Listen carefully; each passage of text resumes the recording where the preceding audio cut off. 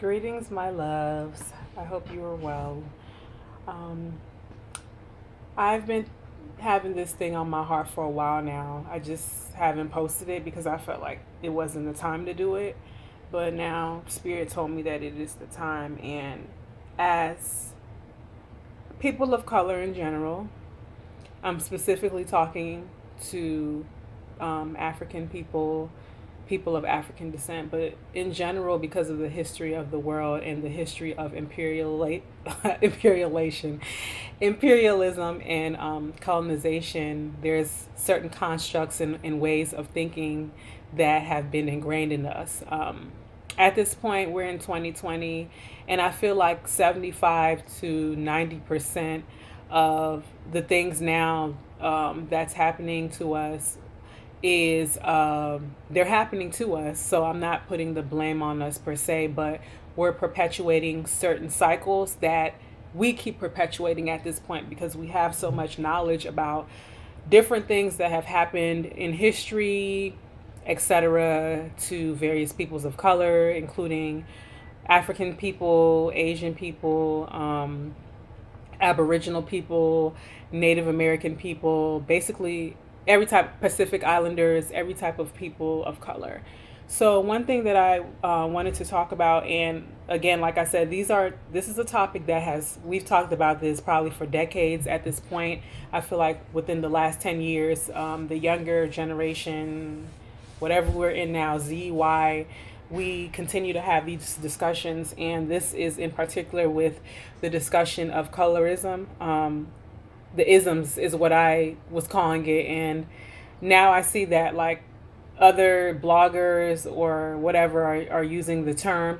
You heard the isms here first. I believe I still have the video up that I talked about that, but the isms would be colorism, would be racism, would be featureism, would be hair texturism. You know, we got a lot of isms going on with people of color, especially black people or people of African descent, however you identify. So I don't want to keep talking about the same stuff when it comes to. I'm focusing on colorism, and the reason why I'm focusing on colorism is that it's your skin. You know, your skin is your largest organ. So when you see someone, you're going to look at them physically first, and the first thing you're going to see is their complexion before you assess features and hair texture. I know other people have those are different conversations, but they're also linked to this conversation. And the reason why I'm bringing up colorism because I want to give people an idea, really, because I feel like I have a gift of conceptualizing things for people to understand who don't live a certain experience. So, for me being a darker skinned black woman, I'm at the end of the spectrum. I'm not only am I black, I'm dark skinned on top of that. So, some people know, some people don't know. I am a first generation American. So I was born and raised in the United States of America, and I was born to a Gambian father and a Liberian mother. So both of my parents are West African. I consider myself a first generation African or West African. I do consider myself African. Like usually when people ask me, I'll say, "Oh, I'm African." And then I'll say, "Oh, I am first generation. Blah blah blah. My parents are from there." Um, there are certain countries on the continent of Africa that they have larger, darker skinned populations.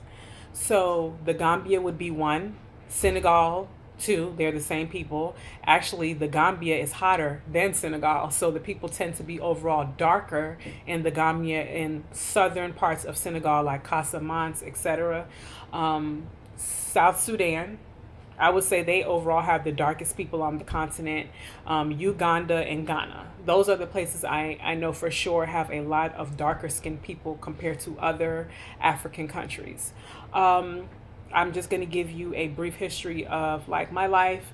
So I was oblivious as most children to skin color. I was just here. Like I just was. And I noticed it wasn't until like I moved down south because I spent a lot of my time, I lived a lot of my life in North Carolina that I started. I was about 6.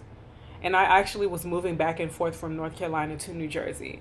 But that's when I started hearing comments about, oh, you blackie, you're black as hell.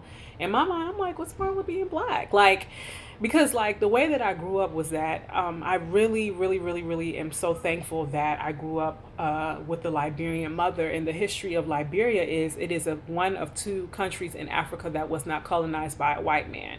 Some people can say Liberia was recolonized by, former enslaved Africans from the Caribbean and America that the land was given to them, and they went there. But also there were already ethnic groups that were already living there. So the mix up of Liberia is that those people that kind of resettled there mixed up with the indigenous populations already there. And we're just a mix of both. And those people, those former enslaved Africans, or some people call them Americo-Liberians, there's not that many of them because they mixed up with the people that were there. So another thing is that a lot of even Africans don't know that Liberia has about 12 ethnic groups. So when you tell, in my experience, when I've told other people, other African people, or people who know the history of Liberia, hey, I'm half Liberian, the first thing is like, oh, you guys don't have ethnic groups. Yes, we do. I'm the product, on my mom's side, I'm the product of two ethnic groups, Bassa and Pele. Those are two of the largest ethnic groups, and there's other ones there as well. So just to give people some history. So the conversation of colorism, futurism, and texturism, it wasn't really a conversation had in our home because it wasn't a conversation had in Liberia. Like there's other issues in Liberia per se, but like colorism, futurism, that's not one of them compared to a lot of other African countries, the colonized ones. So that wasn't a thing. So we didn't talk about that in my house. There were no conversations about feature size or width or hair texture, straightness, or complexion. So I started hearing these things about skin color at first and being African, and it was a bad thing when I moved down south. I have a part of my mom's family where there's people that are lighter skinned and more mixed, and I guess because there were like some other lighter people or another lighter person on that side of my family, like a female figure, there were people on that side that would say things about my complexion as I got older. But in my particular household that I grew in, those were not conversations. So it wasn't until I got older and I went outside into the world that I started hearing, especially from fellow darker skinned men, sometimes darker than me, just as dark as me, about the blackie thing. And I'm just like, what's wrong with being black, And there was a time that you can say that I wasn't considered one of the pretty girls, and I did notice that a lot of these people that were considered the pretty girls were like lighter skinned, more mixed looking, with European or whatever other Native American looking people, with lighter eyes, as far as my experience growing up in North Carolina. When I moved back to New Jersey, because I had been going back and forth, and there was a time I stayed and I completed middle school and high school, but I would go to New Jersey during the summers. Like I said, I had like family members on that side, younger family members, not adults, that would make comments about, complexion and stuff like that, my complexion or whatever. And it wasn't until when I moved there to start college, when I was a younger college student, I moved there and I realized that I guess maybe I had grown into my looks. I don't know, but because like the Northeast United States, there tends to be a lot of immigrants of West African, Caribbean, Latino, Afro-Latino, like the islanders, like Puerto Rican, Dominican. So that's when I started hearing, like, what are you? Are you Trinidadian? You look like, if I would flat iron my hair, you look like a black Indian. I'm like, what's that? Because like I said, in my house, we didn't have these conversations. And it wasn't until later that I realized that people were associating me with these other groups of people and not African, because I was considered an attractive, darker skinned woman. And because I have straighter features and my hair is straighter than I guess you can say most black people, they assumed that I was mixed. And it's like, we didn't have these conversations. This is just the diversity of the continent. And we knew that. So nobody really cared about that in my family per se. But I did notice in high school, like, my friends would get picked over me, with guys and stuff. And in my mind, I'm just like, to be honest, I was just like, I know I look better than y'all, so what's the issue? So this whole time I'm thinking, I must be pretty weird. Like, it just never clicked to me until I became an adult. And actually, until like just a couple of years ago, when I knew someone who was a lighter skinned woman and was very plain. She didn't do anything to enhance her look, and she would talk about having this guy and that guy, and not saying that the guys were good quality, because they were not.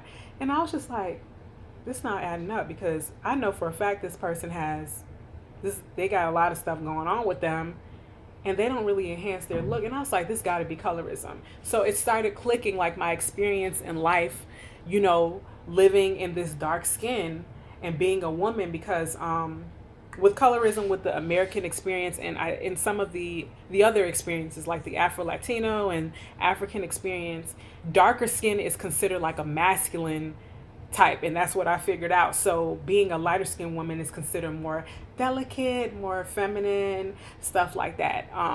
And I also have noticed that like a lot of these men, they have like very African features, and then they'll pick a mate that is lighter skinned with slimmer features, and it's just bizarre to me, because I'm just like, you look like that, your mama look like this, and you're picking partners that look like this. And to me, there's no such thing as this is my preference. No, you're a colorist. Because to me, I'm a dark skinned woman. I couldn't ever say, hey, I don't date dark skinned men. It just doesn't make sense to me. And I know that I'm a rare person, because I'm someone who actually looks at people's face. Like, I don't care about your complexion or whatever. I'm looking at your features. If I'm deciding in my mind, if it comes to attractiveness, I don't care about that. But I know I grew up different than a lot of black people, especially in this country. Also, I realized that there's a lot of, it's like a no, it's like a thing that it made sense to me, that there's this thing with marry lighter, don't go darker, marry lighter. So my experience with black American men too was, for the most part, I knew they would be attracted to me, but it was like they were fighting it. And I guess subconsciously it's like, hey, I can't bring this dark one home. Um, yeah, because I would know, like, it's been many men in my life, or that I've known for a fact was attracted to me, but because I was a darker skinned woman, try to play me, etc., etc. um this colorism thing goes deep, because like I said, this is the first thing you see when you see people. And to me, if you are someone living in the privilege of having a lighter complexion, because believe it or not, and people can try to deny, oh, but this, let's just be honest, y'all, lighter skinned people have a privilege in this world. And lighter skinned black people usually have it over darker skinned black people. That is a fact. So for me, if you are, let's say you have your own thing that you're into, or your own experience, you can't say that you're fighting, and I'm talking to especially black people, for your experience, but you're not caping for someone that's experiencing colorism, because it's so blatant in our face. You know what I'm saying? Because it's like, in my case, like, if you're not caping for me, why should I cape for you? Because at the end of the day, I can't see. We can assume someone's sexuality. In this case, I'm using sexuality as a example, but we really don't know unless the person tells us. You know what I'm saying? Or mental illness or whatever. We really don't know until the person tells us. Look, we can assume, but when you look at me, and I know that I look at you, that you're this complexion and I'm this complexion. Um, I don't want to take away from featureism, because I know that is a privilege that I had in the hair textureism. I didn't know, I was oblivious to this privilege until my younger sister told me. She was like, hey, you are dark skinned, but I want to let you know that you have a dark skin privilege. Like, in the dark skin spectrum, you have a privilege in being that dark skin. I was like, okay, thank you for letting me know, because I kind of didn't know. So it's like the darker skinned people with the whiter features and kinkier hair, that's who I'm really caping for, because they get it the hardest, you know what I'm saying? And like, I've really just been analyzing the psychology of colorism. Um I've been to the continent of Africa twice, and I've experienced colorism in the two countries, Senegal and Ghana. In Senegal, my own fellow countrymen, um, I'm a combination, from what I know, of four ethnic groups, which is pretty rare for a first generation African. So both of my parents are from two ethnic groups. I mentioned my mother's ethnic groups previously, which is Pele and Bassa on the Liberian side, and on my dad's side, I'm Jola and Fulani. So Fulani people, what I come to know, they're known to be lighter per se. And it kind of makes no sense to me being that these are desert dwellers. I mean, everyone's not going to be light skinned. If you think about it from an evolutionary standpoint and you're in the sun, all Fulanis cannot be light skinned. There's some darker ones like me. And I know because I'm mixed with Jola, that has something to do with it as well. But overall, phenotypically, if I was to go to Senegambian, I look like those people there, more so than in Liberia phenotypically. So the guy was a lighter skin. He was a stereotype, lighter skin with the straighter hair and straighter features. And you know what the first thing he told me when I told him I was a Fulani like him? You're dark. I was just like, not, oh, I'm so happy you made it back home. Nothing. That's what he told me. I'm dark. Then he was like, yeah, but I looked at your features and I saw in your face that you were a Fulani. I had people make jokes like, Senegalese man, you're a fake Fulani. This, and it's just bizarre to me as well because I'm just like, they're in the desert, right? So some of us gonna be dark skinned. Like it's just not all Fulani can be light. That just doesn't make no sense, especially if you're desert dwellers. In Ghana, I had people give free drinks to lighter skinned women in front of me and bypass me. I got charged extra in the club, and I was surprised, but I was more shocked because I know Ghanaians, sorry to say, but y'all are, for the most part, y'all culture, y'all extremely colorist. Like, just look at your movie industry. Like, how can a country with darker skin, broader feature people with kinkier hair, their main celebrities be mixed race people of Ghanaian and Lebanese or Ghanaian and European ancestry when they're a minority in the population? It just doesn't make sense. Um, but hey, I'm giving my experience. I was very traumatized from the Ghanaian experience, and I really had to dive deep into myself and like get myself together. Like I was so traumatized that there was parts of that trip that I don't even remember because I was so in my head and overthinking and so messed up mentally from that experience. I've had Senegalese people or men particularly tell me that my daughter is better looking than me. It must be from her dad's side, not knowing that the girl gets her beauty from me. Genetics, you never know what you're going to get with that. And it just so happens that my daughter came out brown skinned and she's lighter than me. When I was pregnant with her, there were no thoughts of, hey, I hope she comes out this way and I'm scared she comes out dark because I didn't grow up in that mindset. It never crossed my mind. And she just came out like that. Even her father, when she was born, out of the blue one day, he says, she's going to be black. And I was like, what's that supposed to mean? Are you trying to say something about me being dark skinned? And he had that nervous laugh. Like these things are foreign to me because it's not ingrained in me. I've heard different black people per se in this country say how they don't date certain skin colors. It's just bizarre. Like, how you black and you don't date certain skin colors? Like y'all really, it's really self-hate and it's pretty sad. The world, especially living in the United States, and the black men here have tried to make, in my case, me and other darker skinned women feel bad about being, but I'm not going to let y'all do it though. I'm not bleaching my skin. I'm sorry, I can't. I love my skin too much.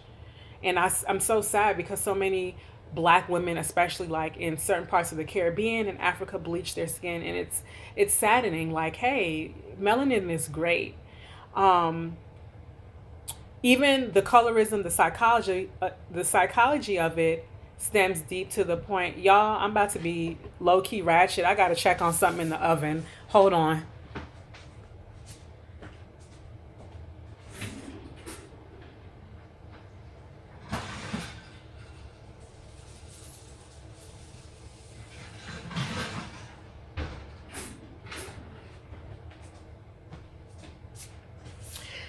Y'all, you got to keep it pushing. I'm multitasking here. So, I forgot where I was, but I was talking about the psychology of it. I really, with these experiences and my experiences with black men, and in particular men with this country, like I said, I've been really thinking about the psychology and like, I love the time that I grew up like watching shows in the 90s. You had the Cosby Show where there were black families and everyone was of different complexions. Shows like Living Single, shows like Matters, where most of the family was browner and darker. And you know, we're in the Netflix era and stuff, and I've seen these shows on Netflix that my daughter watches, and I'm a little bit worried because when you see a family where all the men are dark skinned with stereotypical African features and the women are all light and mixed race, it's bizarre. Like I've noticed that a lot. There's a lot of movies where everyone is light, and this is not a rant, but it is bizarre to me. Like, why can't one of the little girls be a browner or darker skin, and I'm this child and I'm the mother of a brown skin girl with kinkier hair and whiter features, and she's so beautiful, and I constantly tell her, and we constantly tell her she's beautiful because we don't know what she's up against in this world, and you have to start building up children's self-esteem from when they're young. And I'm so thankful for my mom, especially because like she was always building me up. There was no, you got bad hair, you got bad features, nothing. It was none of those conversations, you know. And yeah, I don't know. I'm hoping things change on Netflix because seems to be some type of trend. It goes to the lighter skinned women always being the object of beauty and in different music videos, even in African music videos. But I applaud a lot of the newer generation artists, the ones that are more European based. I still see colorism in a lot of these African music videos as well, but I'm just like, why can't darker skinned women be that beautiful, you know, girl? Because everyone wants to be desired. Like, why we always got to be in these music videos on the side? But there are some artists that are, you know, changing that narrative, and I'm happy to see that.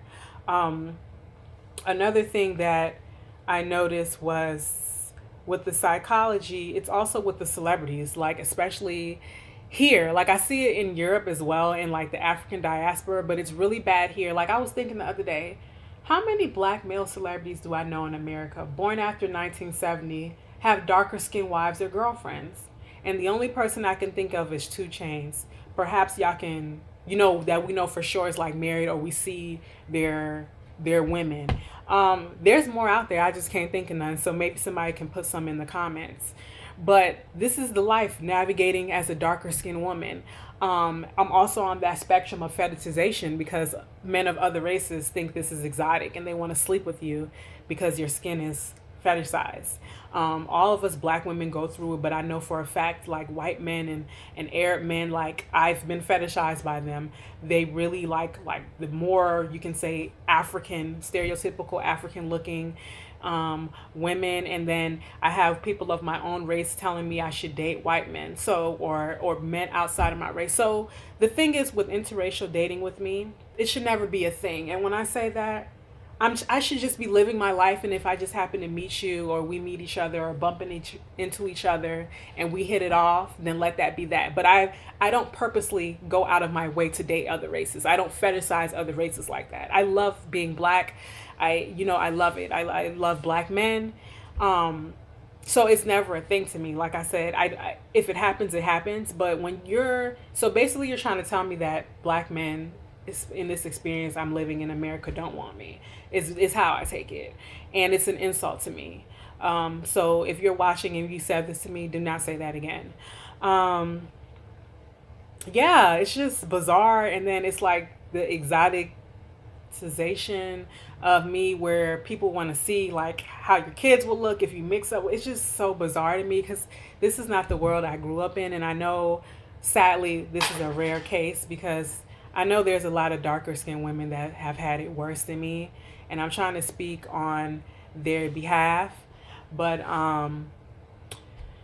yeah, it's just it's crazy. We keep perpetuating this. Even YouTube, some of these YouTubers, the only reason they got as many subscribers as they do is because the way they look, because they're lighter skin with straighter hair. With the natural hair community, you have a lot of these people with three B hair, 3C. I have 3C hair if you go by that spectrum. I'm not doing no makeup. I do not plan on doing makeup and hair videos because I feel like there's already enough. Maybe once in a while makeup video, I don't know.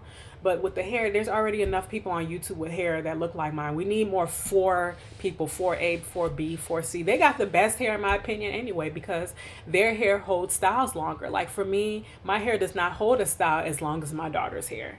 But I know I think a lot different than a lot of black people, and it's a self-love thing. You got to work on it. Like it's the anti-blackness is real, and we're the ones that keep perpetuating this stuff, like with the roles that certain women can play and certain women can't. When certain black men get higher up in the game, or they make more money, they go to certain women, they choose them as partners. And I've come and faced the reality that there's a great chance that whoever my life partner will be, soulmate, whatever you want to call it, will be a foreign man.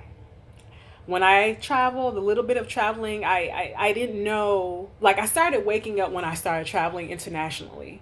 That's when I really was like, oh, these men in the States, these black men, most of them got a serious problem, because it's never a problem. Like I get recognized for and appreciated for my beauty overall.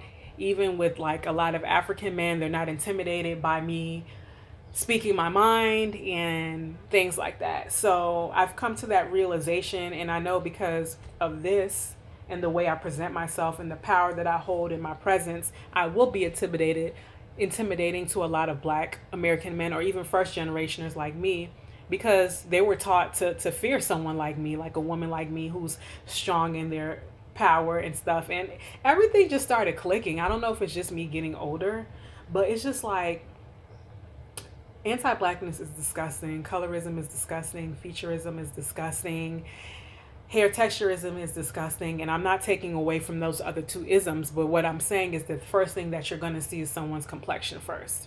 Like imagine I remember being in high school, and I had a friend who was lighter with whiter features.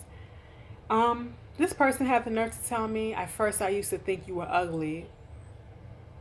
Mind you, this person, I ain't even gonna go into detail. I was just like, girl, you just lucky you live down south and these people are colorists and you got long hair, because you have some nerve. Is the way I've been treated. Like living in Washington D.C. has opened my mind. I think Washington D.C. is more colorist than living down south in Charlotte, to be quite frank with you, because I've been disrespected by black men in the past, not recently. There's this thing with some light. You can tell that they've been put on a pedestal in this area, because like there's this thing that I go through when I walk into a room with lighter skinned women that you can tell people have put them on a pedestal. They get mad, or some of them just stare at me, and I'm just like, oh, I know, I'm defying the odds. Your family and friends told you, what they told you was that we was all ugly, but here I am in all my glory. And this is no diss to lighter women, because I know not all y'all like that. I know that for a fact.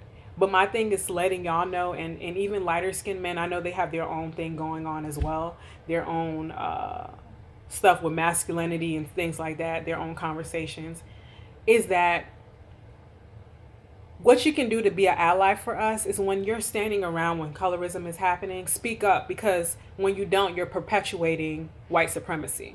Just like if someone is in the LGBTQ community or mentally ill or disabled, that is my responsibility to speak up because it's wrong. So silence is perpetuation at this point. We're in 2020, like I can't be silent about anything at this point that I feel like is wrong. I hope this conversation is going to help people, or whatever you want to call this video, understand what it is like living in a dark skin, especially as a black woman, when dark skin is emasculated so much. We're so masculine, even I notice on my social media, Instagram, I know for a fact I'm not getting shown love to an extent because of the way I look. I know that because we're colorists. Like, we have to be honest. I've said in a previous video that I didn't realize I was being a featurist, and I now realize that there was a time that I was a featurist. So it's being honest. When you invisibilize someone, or you write someone, oh, he not cute, she not cute, especially she not cute, or because someone's more mixed looking, oh, they pretty. I've been telling people straight up, I don't think they're attractive. You're just saying that because they're mixed, because that's another thing that we do. We tend to put make other people seem like they look better that are basic looking or plain because they're more mixed or light skinned. And then if someone's darker, we write them off as ugly as well. So that's another thing to think about. Is this person really ugly? I mean, we shouldn't be saying that about anyone, but is this person really ugly, or are you just being a colorist? Is that person really pretty, or are you just being a colorist? So, whatever privilege you have, when you're so comfortable in it that you don't want to say anything about it, you're perpetuating it, and you're just as guilty as whoever is at the forefront of this. Um, yeah, it's just by random. I look like this, we look like this, but at the end of the day, this is my skin I'm in right now. You know what I'm saying? So this is my experience, and I'm going to tell people my experience so they can get. Don't write, oh girl, we all go through. No, you don't. You're not dark skinned. You don't go through this. You go through something else, but you don't go through colorism. Like, I've had other people that are lighter than me by far. Girl, just write you off. Oh yeah, I get. You don't know what it feels like. And some of y'all, the way y'all built, you couldn't even handle it because we be going through a lot. We be having people saying all types of stuff. Oh, that person, or in front, if they're not talking about you. I've even with certain people in my family on another side of my family. Oh, that person's so black. So what? You know what I'm saying? Like, I don't know. In my world, blackness is not a bad thing. We're black and we're proud in this house. We have no conversations about hair texture and features. We tell each other we're great because we are. And there's a time coming. I in my mind, I have a visionary approach to life. I know I'm a visionary. There's going to be a time coming that people are going to want to claim blackness. Oh, I'm this black. I want to be more black. Oh, there's going to be a time. And it's going to be very interesting to see people switch sides. Like, hey, oh, I want to be dark skinned now. Oh my God, I wish I. It's going to be interesting. Oh, I wish I was 100%. Oh, my roots is Senegalese. My roots is this and that. That time is coming.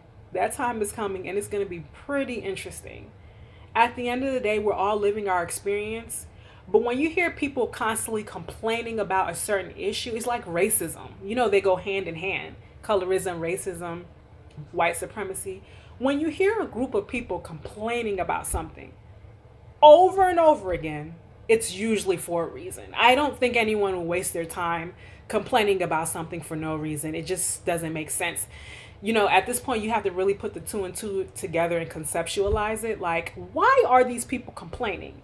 Then this is when you start asking people, the people complaining, and you start doing more research to figure out, to get the bigger idea. We wanna bond as a race and like each other, because that's another issue. We don't like each other.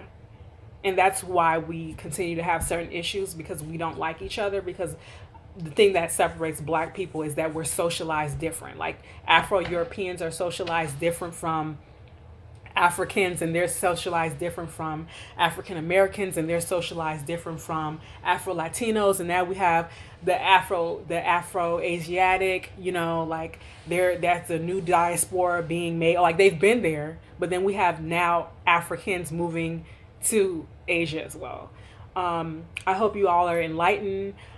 Oh, before I cut this video off, the reason why I turn my comments off is because that's another conversation. I had some lame trying to call me a guy. And I know I have strong features, but I'm pretty sure I look better than your girlfriends and baby mamas, number one. And I find it quite lame that it's merely, in my experience, black American men, maybe first generationers like me too, that tend to insult their women of their own culture, which is, it just defies the law of natural law, like being that women, we give birth to the seeds of the new generation. Whoever did this, please go find a job to do. Like, this is men don't do this type of stuff. Real men, like, you don't get into you don't leave these corny comments. Like, that's very feminine of you. I know we're masculine and feminine energy, but that's very feminine of you to do that. But the so-called bad bitches or whatever that you want to be with or sleeping with, a lot of them are trans women that you don't even know. Now, if you know, that's a whole different conversation. But you see why I said that I probably will be marrying a black man or some sort of foreign, because, like, no other men do this. So y'all got to get yourselves together. But yeah, that's why I cut off my comments, because lame stuff like that. But I might put my comments on. But I hope y'all feel enlightened, and enjoy your evening. Be safe. Bye.